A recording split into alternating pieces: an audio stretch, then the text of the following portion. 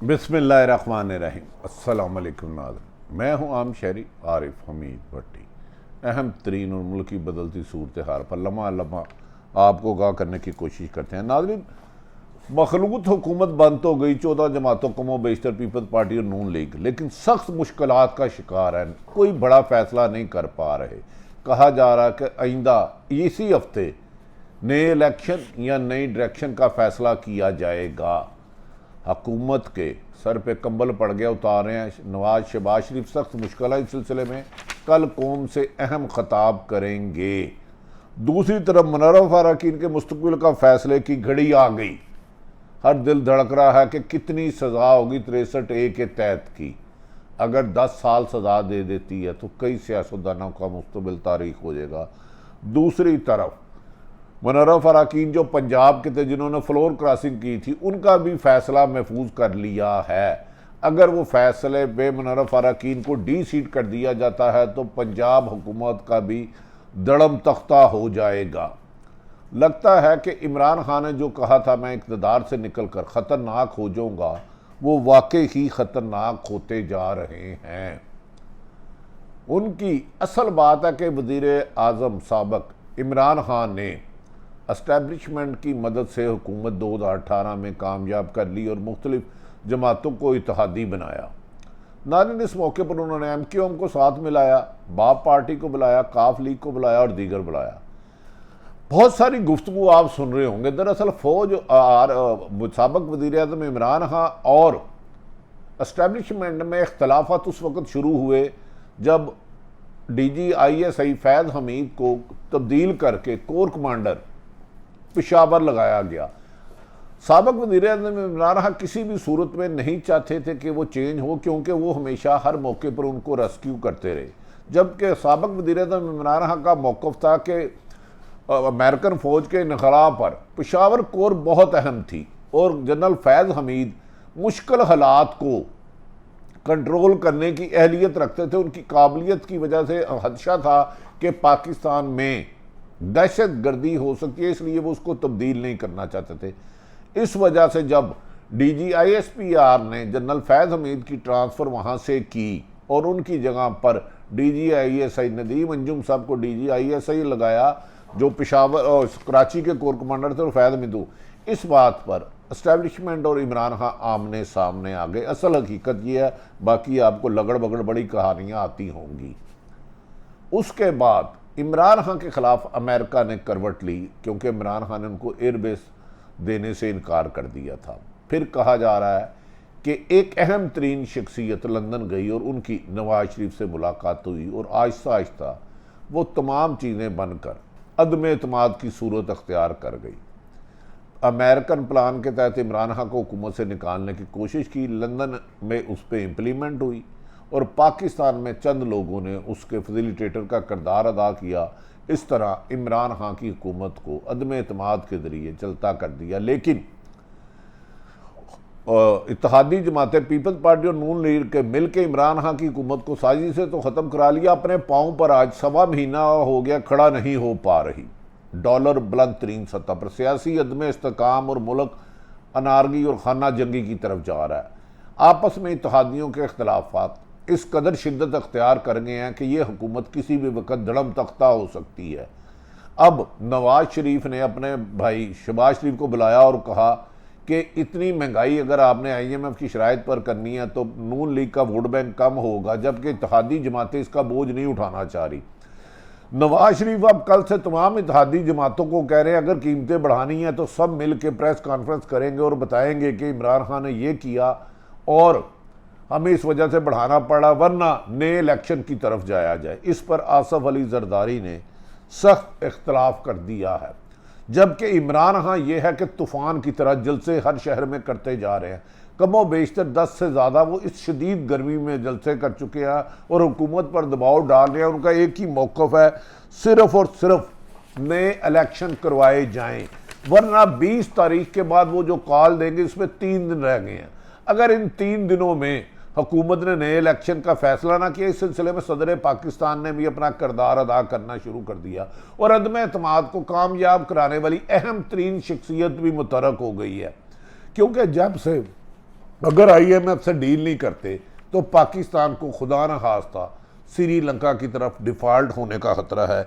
इस वजह से आइंदा एक हफ्ता पाकिस्तान की हुकूमत करते, बाद लोग ऐसे कह रहे हैं कि केयर टेकर हुकूमत बनाई जाएगी, लेकिन जब सियासी इस्तेकाम नहीं आता, सियासी ठहराव नहीं आता, आपस में तमाम सियासी जमातों की दुश्मनियाँ हो चुकी हैं, उसको लिंगर ऑन करके उनके ज़रिए IMF से शरायत की जाएगी और कीमतों में इजाफा किया जाएगा, बिजली, पेट्रोल, गैस, और उसको उस हुकूमत की मियाद 9 महीने से 1 साल हो सकती है। ताहम उस पर सियासी जमातों का रिएक्शन देखा जाएगा और इस एमरजेंसी को सुप्रीम कोर्ट से नाफज करने की भी खबरें आ रही हैं। नाज़रीन, मौजूदा सूरत हाल में माशी हालात के बायस मखलूत हुकूमत इस वक्त ना होने के बराबर है। आपस में बहुत सारे फैसले करने के बावजूद कोई भी जमात कीमतों में इजाफे की तरफ जा नहीं रही। डॉलर बुलंद तरीन सतह पर पहुंच गया, स्टॉक एक्सचेंज ख़त्म हो गई। शहबाज शरीफ ने की सूरत हाल ऐसी बन गई है कि उनका भाई नवाज शरीफ भी नाराज़ है कि मेरे केस ख़त्म नहीं हो रहे। ऐसे हालात में वो तो कंबल को छोड़ रहे हैं, लेकिन कंबल इन्हें नहीं छोड़ा। आसफ अली जरदारी ने मुस्लिम लीग नून को ऐसी मुश्किल और खाई में गिरा दिया है कि अब मुस्लिम लीग नून की एक दूसरे को भी आवाज़ें सुनाई नहीं देती। हुकूमत फैसला ही नहीं कर पा रही कि पेट्रोल की कीमत बढ़ानी है या नए इलेक्शन कराने हैं। ऊपर से IMF के साथ मुज़ाकरात का वक्त आ गया और कल 18 मई से मुज़ाकरात शुरू हो रहे हैं। अगर इन हालात में पेट्रोल, बिजली और सब्सिडी वापस ना लेने पर IMF प्रोग्राम ख़तरे में पड़ जाएगा और पाकिस्तान डिफ़ॉल्ट होने के करीब पहुंच जाएगा। ऐसी सारी सूरत हाल पर शहबाज शरीफ ने तमाम इत्तेहादी जमातों से मुलाकात करके MQM समेत, कहा जा रहा है कि MQM को भी अहम इशारा मिला था नया इलेक्शन कराने का, और क्योंकि नए जो लाए थे नई हुकूमत यानी कि शहबाज शरीफ और पीपल्स पार्टी को, वो भी आपस में इख्तलाफात का शिकार हो चुके हैं। इसी सूरत हाल में शहबाज शरीफ तमाम इत्तेहादी जमातों से मशवरा करके कल खबर है कि कौम से खिताब करेंगे, जिसमें अहम ऐलान करना है। अभी तक ये सवालिया निशान है कि शहबाज शरीफ नए इलेक्शन की तरफ जा रहे हैं कि नहीं जा रहे। दूसरी तरफ इमरान खान एक कदम भी पीछे हटने के लिए तैयार नहीं।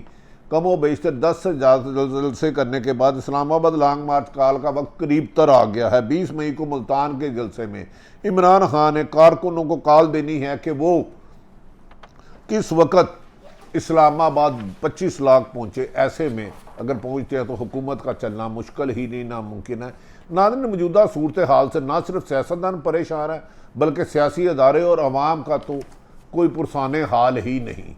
महंगाई की बढ़ती हुई तलवार हर गरीब आदमी की शहर काटती जा रही है, फाकों में इजाफा होता जा रहा है। दूसरी तरफ सुप्रीम कोर्ट ने आज अहम केस में फैसला महफूज कर लिया है। ये वो केस है जो सदर मुमलिकत ने साबिक वज़ीर आज़म इमरान खान की एडवाइस पर सुप्रीम कोर्ट भिजवाया था, और इस रेफरेंस में राय मांगी गई थी कि नानारफ अराकीन जो PTI की सीट पर मुंतखब हुए और जाके लोटे बन के दूसरी जमातों में चले गए, इनकी नाअहली की मुद्दत कितनी होनी चाहिए। इनकी नाअहली तो फ्लोर क्रॉसिंग पर यकीनी है।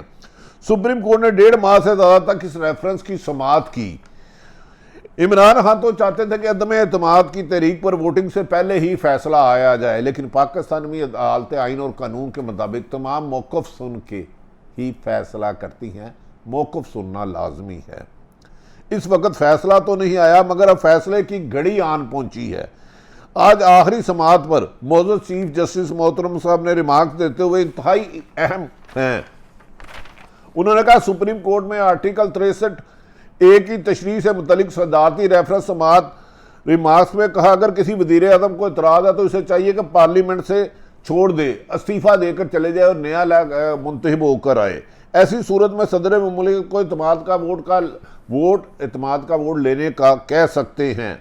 जस्टिस एजाजुल हसन ने कहा, इस केस में अहम नुक्ते उठाते हुए कहा कि क्या हार्स ट्रेडिंग के बगैर अदम एतमाद हो सकती है।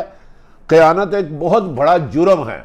ऐसा लगता है बादिउल नज़र में ख़यानत तो कर दी गई, वोट आपने PTI के नाम के लिया और जाके मिल शेर के साथ गए, और इसका फैसला तहम सुप्रीम कोर्ट। चीफ जस्टिस ने मार्क्स दिए कि आर्टिकल 63A वोटिंग से मुतल्लिक अराकीन को पाबंद करता है। अब अदालत इस केस में फैसला महफूज कर लिया है और आज शाम 5:30 बजे सुनाया जाएगा।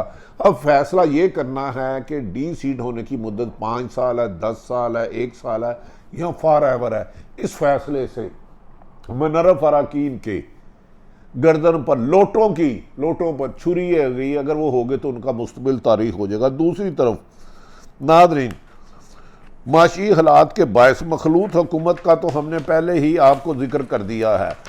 आज सुप्रीम कोर्ट ने जो दूसरी तरफ ये भी कहा जा रहा है कि पंजाब में जो मुनर्रफ अरकान लोटों ने हमजा शहबाज को वोट दिया था, 25 अरकान थे, टोटल 197 मिले थे। आज इलेक्शन कमीशन ने उन लोटों का भी फैसला कर लिया है। अगर वो उनको नहल करते हैं तो पंजाब में मुस्लिम लीग नून, पीपल्स पार्टी और उनके इत्तेहादी हुकूमतों की ख़त्म हो जाएगी। ऐसे में पाकिस्तान में हुकूमतें तो हैं, अख्तियारत किसी के पास नहीं। ऐसी हजान की सूरत हाल है कि कोई अदारा भी अपना काम जिम्मेदारी से नहीं कर पा रहा। हर आदमी दूसरे को जिम्मेदार ठहरा रहा है। दूसरी दफा इतला ये है कि नवाज शरीफ ने आज अपने भाई को कहा है मेरा रास्ता हमवार करो, मैं पाकिस्तान आ रहा हूँ, आपकी हुकूमत के होते हुए मुझे गिरफ्तार कौन कर सकता है। इस सिलसिले में शहबाज शरीफ ने अपने भाई नवाज शरीफ से 48 घंटे का टाइम मांग लिया है कि अगर नवाज शरीफ आते हैं तो क्या वो इलेक्शन कैंपेन चलाएंगे। एक हफ्ता नाज़रीन बड़ा अहम है। बाद जिम्मेदार जराए ये कहते हैं मौजूदा हालात में इलेक्शन कराना मुल्क में खून रेजी कराने के मुतरद्दिफ होगा। इब्तदाई तौर पर 3 महीने के लिए टेक्नोक्रेट की एक इंटरिम हुकूमत बनाई जाएगी, जिस पर सुप्रीम कोर्ट जाके कहा जाएगा सियासी जमातों में कशीदगी है, कोई जमात एक दूसरे को देखना नहीं चाहती, एक टेबल पे बैठना नहीं चाहती, और इकानमी माशी तौर पर मुल्क में एमरजेंसी लग चुकी है।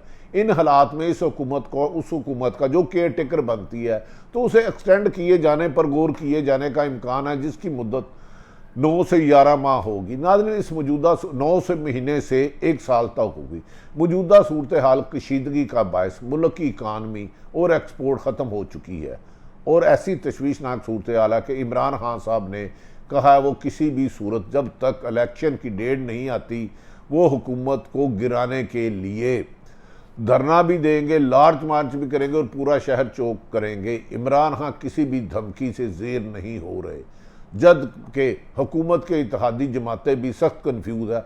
आज रात गए वज़ीर आज़म पाकिस्तान आसफ़ अली दुरानी, मौलाना फजलुर रहमान साहब, आसफ़ अली जरदारी, मौलाना फजलुर आख्तर मैंगल और दीगर जमातें पाकिस्तान के मुस्तकबिल का फ़ैसला करेंगे। क्या उन्होंने IMF की शराइत मानकर मुश्तरका परफॉर्मेंस में कीमत का इजाफा करना है या केयर टेकर हुकूमत की तरफ जाना है। नाज़रीन, इमरान खान अगर एस्टेब्लिशमेंट से जनरल फैज़ हमीद को कहने पे तब्दील कर देते तो आज ये फड्डा ना पड़ता। उनको उन्होंने खुद अदारों से टकराव की पॉलिसी अपनाई और अब आहिस्ता आहिस्ता वो कह रहे हैं कि वो बहुत जल्द पाकिस्तान के मीर सादक और मीर जाफ़र के बारे में इंकशाफ करेंगे।